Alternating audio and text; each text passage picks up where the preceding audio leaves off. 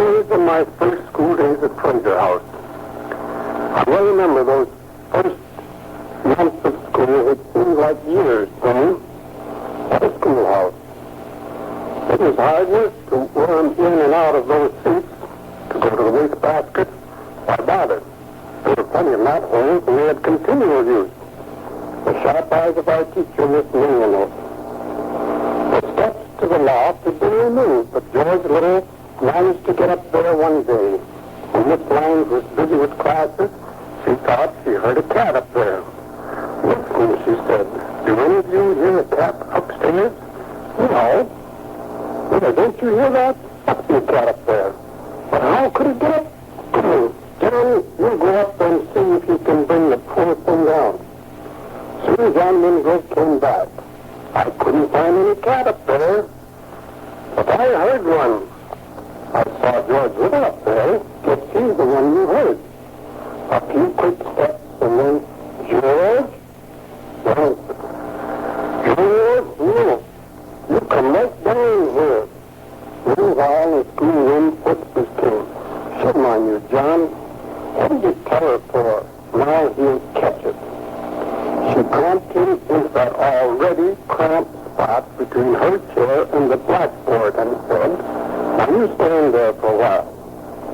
Presently, she teetered forward on the two legs of her chair and unconsciously teetered back. There was a sudden, loud, ouch! George! Well, I don't care. You put your chair on my big toe. In that small house, everything had to fit without an inch to spare, and traffic to and from seats was difficult. When you were in, you were in. And if you were out, you were out. No wonder Miss Lang didn't even miss George Little when we came in at noon. Once, a rag man knocked at the door and asked if there were any rags to sell. All the children running in the yard indicated a big family, but Miss Lang said tartly, these aren't my children. This is a school. The new school was built just like the old white one, only in red brick and with some innovations like a teacher's room and dinner pail room in the basement. Then we had a big opening supper.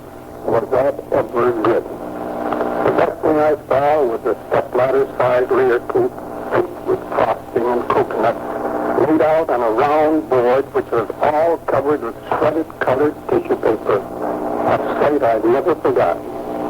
The teacher's room was something very mysterious and almost sacred. It was strictly Miss Lang's domain and had an invisible keep-out sign. Later, teachers had a library, physical teacher maps made of pressed wet newspaper, neat collections, and all such interesting items. The bell was in the William Fraser yard before it was hung. We had errands there to see if it would ring. One night the boys were apple hungry, and I knew that long row of apples in the drive shed. Mouth-watering, so I was real generous with the game. Mother and Father didn't appreciate my generosity with those other people's goods, and I heard some plain words about it. Then, to digress, one Halloween night, Arthur, family, and I made our separate space trips to the small house outside and back, and openly unnoticed, hell-bent. We lifted the school gate along with other gates down the road, and even had the audacity to remove and hide the school steps. Just as we were ready to go in and give Daddy and Mother Clemens a scare, we heard Father's swift footsteps behind us. He had missed us. We didn't get back soon enough.